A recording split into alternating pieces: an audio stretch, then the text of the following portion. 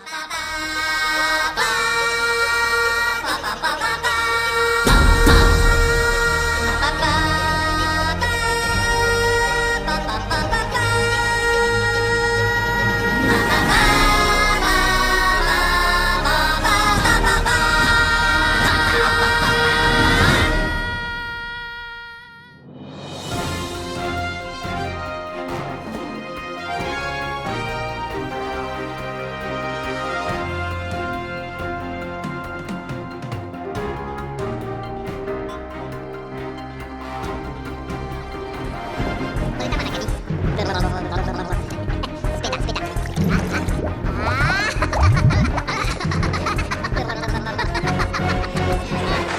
think honesty's always the best policy. You believe that? No, I was lying. Good evening, people. This is Bill from the Kawartha Insider. This is Doug with the Kawartha Insider. We're very pleased to introduce our newest member, James here. He's going to head up the Kawartha Lakes Taxpayers Association investigation division on wrongful things that the city has done to property owners, violations that they've committed themselves against their own bylaws. So James is going to speak a little bit, but we've got some pretty serious issues that the city's been doing in the last week or two. One is that they have come out and done a lot of, should we say, in their view, investigation. I never knew that a demo derby car would upset the city so bad that they would come out and issue me a clean and clear order to dispose of my advertising. We're booked to do every fair throughout the province of Ontario with our cars. I didn't know that we lived in Hazard County. You know what you are? You're a dipstick. Shitty of Kawartha mistakes. I didn't know that, but I found out from the bylaw officer that came out that they admitted that that's where we all live. So from this day forward, I want everybody to realize that the city has admitted of what they call themselves. Okay? And that what they do to innocent people that come here to visit, invest money, they basically take it from you illegally. And then what they do is they come up with these phony charges. They send you off to the Lindsay Hazard County Courthouse, where the judge there, it's all stacked already before you ever go, already decided. Doesn't matter whether you're innocent, guilty, or whatever. He finds you guilty, hits you with a great big fine, and he sends that money off to the Hazard County piggy bank for the shitty of Kawartha mistakes council mayor to spend. Listen, there ain't no shame on that here. Use my hanky. There you go ahead. That's quite a crime. That's quite a scam they've had going here for, 20 years, eh, Doug? Yes. Now, that's why, again, we're so pleased. We're so pleased to have our newest member and our investigator for the Kawartha taxpayers. You're not going to get away with it anymore. No, it's over. It's over. So if you wouldn't mind, Doug, just explaining to the members what's happened with the property adjacent and right across the road from you.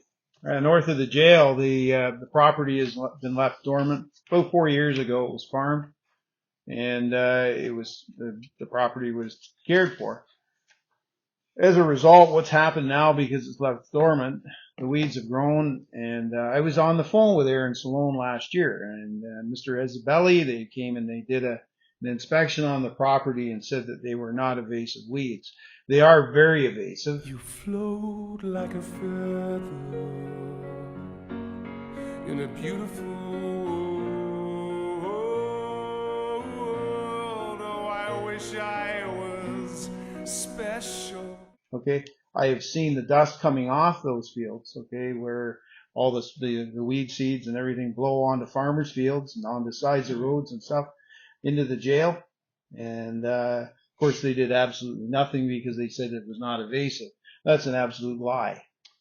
But the bigger issue is they're in contravention of their own bylaw. Oh yeah, 2014-026 debris. It's identified in their own bylaw that they have to maintain. They can't have grass any higher than 8 inches. No. They can't have all that waste, that dirt. Well, imagine they had even excavated out of the old dump site waste, toxic waste that's been buried for over maybe 50 to 75 years. Who knows? Who knows how long? They pulled it out. They loaded it onto trucks. They hauled it through the sewage treatment plant. They hauled it out to this property that's located that you're concerned about, and they dumped it. And they built. Oh man, they got a pile there. Must be at least 30 feet, 40 feet high, 400 feet long, and about 200 feet wide. No bladder, and it's right next to the water. All that heavy rain we had, you could follow it, right? Leaching. Leaching right into our drinking water, polluting our river and polluting our lakes. But the bigger factor is when we were there in November, December, and we droned over the lagoons, the sewage lagoons. They were almost up to the top level. Yeah, they were full. They're damn near empty now. Yeah, I know. Where did all that sewage go? Well, we know where it went. Yeah, that's why there's blue-green algae in this. But I contacted... They're watching you. Yep, sir. I contacted MOE to make them aware of this. And I get an email from the gentleman saying, it's okay, Bill. Don't worry about it. They're only putting it there temporarily. Were they temporarily putting all the sewage into the lake temporarily? It's just a temporary thing. Leaching doesn't happen on a temporary thing. No. Right? God, it's a long-term thing. So if Yeah. it's only there for a couple of months. Years, they said. It's a big deal. It's only a little leaching. It's only a little bit of leaching. It's the city doing it. But how do we get a situation where 10, 15 years ago when the jail was coming to the property, they had to physically move the jail, or have to physically move the jail and move the garbage dump north. It cost the taxpayers $10 million to put a new bladder in. They excavated all that area out and put the bladder in and so on to make it so that the statute law of the distance between a jail, a provincial jail, and a garbage dump was to regulations, and now they're moving it back. Well, they're actually excavating and removing garbage that was never supposed to be removed because now they've disturbed that landfill. But is this on the basis, to my understanding, what the basis is this is the new expansion for the dump. That's what. So actually what they are doing now is breaking a statute law of the distance between the provincial jail, and the new pod for the dump. But it's a bigger issue. They've sealed this landfill off, and it's doing its natural thing, breaking down, which is going to take 100 years. Now they've gone in and they've scraped it and opened it back up again, without any supervision by MOE. Well, there's been no environmental assessment. No. To our knowledge, I've asked for all of that. I've asked for where's the environmental study? Where is the temporary license to the city to allow them to do this work? And where is the day-to-day reports from the MOE on the activity that's taking place? Well, would it have been any more important if they had have put, a nursing home on it where grandma and grandpa were housed right next to the dump? Or I wonder if our government funded employees who work for us, who are paid for by us, thought, well, let's take out the garbage twice. Did it matter that there was a prison going in next door and that there was a dump? Would it have mattered if it was mom and dad, grandma and grandpa? Does it matter to them? I wonder. Well, see, the thing is, what concerns us so much is I've got children. I've got grandchildren. I hope to have great-grandchildren. And we want to leave them a better place than what we've got. That's exactly what I wanted to bring up. The fact that there was a jail next door does not make this any less severe, because this is your community. This is your children. Yes. Your grandchildren. They are going to inherit this land, and these people that are paid by you work for you, and they're doing this to your children and your grandchildren. We're not going to put up with it. No, it's got to come. There's got to be a reckoning day. But didn't Ford say the environment is the next generation's But problem? I think that's because they forgot to change the tape. Yeah, exactly. That's the problem. That was when the mic was left. Yes, that's when the mic. That was before he put his mask on. Yes, but we've action. You know? we've had to bring home our investigator. He's very good at what he does. He's very good socially at what he does. Because we found out even more issues once this went on. The dump is just merely the tip of the iceberg. We went on a mission to do an inspection then on the fleet of the cities. My God, I've never seen a fleet in such dire shape. Rust. Which makes you ball question, tires. where's our money going? Unsafe. Unsafe for the people that are driving the vehicles. What do they do with the money? For the people, that's the issue. Where's all the $600 million going that they take in? Could you define for the viewers and listeners what you mean by fleet?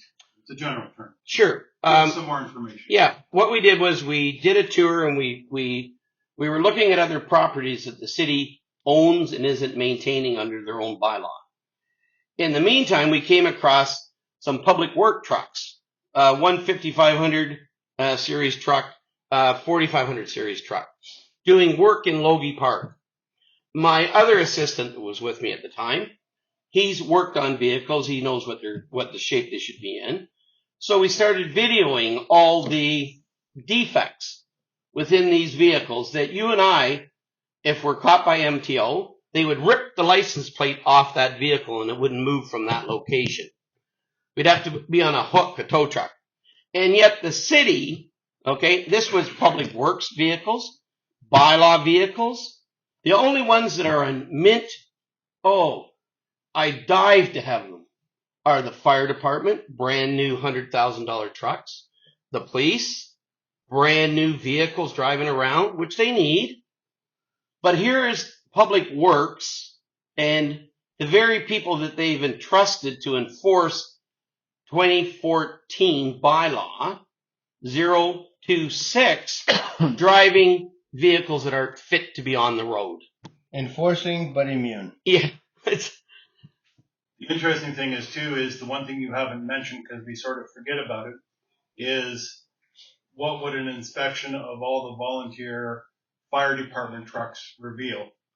See, that again is another issue. If you go outside of Lindsay to the other fire halls, which we've done, you see vehicles that are like 20 years old. That's what they give them.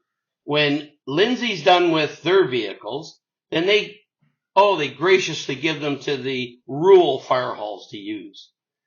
I remember a few weeks ago, there was a bunch of old fire trucks parked, wasn't it right at the fire station there in Lindsay?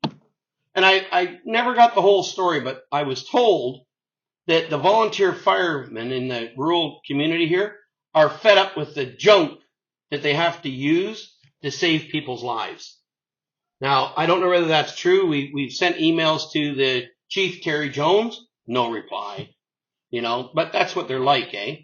When you catch them, they just go like turtles, pull the head in, shove the tail up their, and there's no comment.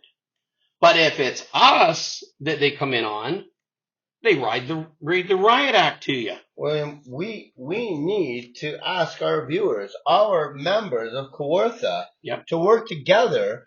We are all investigators, and if you have any information or you see anything that they're trying to enforce against us, and they're trying to make it laws and rules and bylaws, but they're immune to it, this is why you're going to call me. We need you. We need your support. We need all of Kawartha. We need every member working together to hold them accountable, to make them transparent and accountable for their actions. Okay? You're going to give me a call, any information. I'm going to investigate. We're investigating. My number, 905-715-9799. I want you to call me with any information you have. If you have questions, concerns regarding our Parliament, our municipality not doing their job. If you've been wronged, and there's many of you that have, we need to collectively work together to take back our city, our town, our municipality on a basic grassroots level, work our way up to a municipal, to the provincial, and eventually to the federal. And this is where it starts, and they don't like it, but we're going to fight back because it's our money, our taxes. We pay them. They work for us. Okay? You don't work for them. Remember that. Call me. Let's crack down and make them do their jobs. So you're going to see that we have a very unique investigation unit outside. When you see the white van with the flags and all those signatures on it, just say, "Can I talk to you?" Our investigator will be more than pleased to talk to you off the record or on the record, whatever you feel comfortable about. But we have to stop the abuse and the neglect at City Hall and force them to do their jobs that I don't think any of them understand what their job really is. That's the problem. So we were told, well, if you guys can do it better, then maybe you guys should do it. And that's what we're going to do. So we've got our new board member, which is our new investigator. So you're going to see him driving throughout the whole city. You've got his phone number. If you can't get a hold of him, then you call my number, 705-879-9758, or Doug's number, 705-328-1199. For the Kawartha Insider, this is Bill, James, and Doug with the Kawartha Insider. Thank you. Thank you.